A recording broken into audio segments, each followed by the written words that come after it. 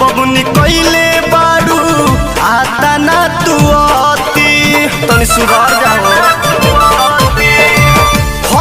सन में पागल तोहर भइल बाटे माती काहे बबुनी कइले बारू आता ना तू अति तोहर चाल चलन हमरा कुछ तो लौकता तोहर चाल चलन हमरा कुछ तो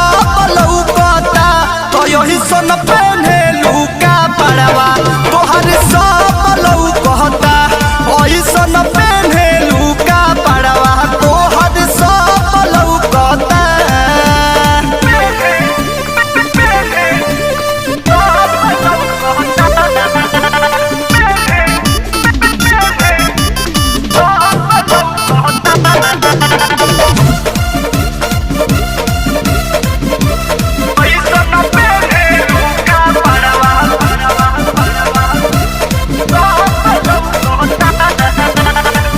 ध्यान धर्मेंद्र दुनिया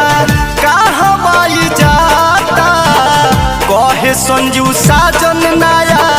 फैशन कहाता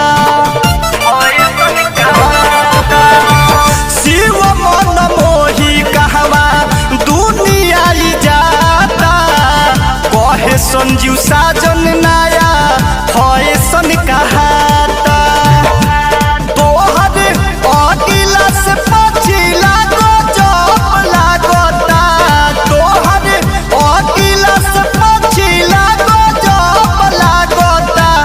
ऐसन पहने लुका पड़वा तोहर सब लौकता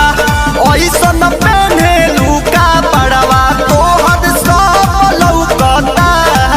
आई फैशन के ऐसन बीमारी बम्मी चले घोड़ी उघारी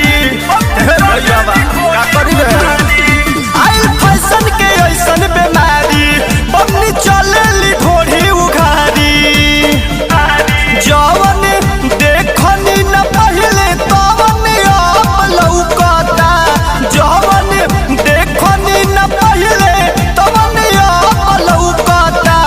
ऐसन पहने लुका पड़वा तोहर सब लौकता ऐसन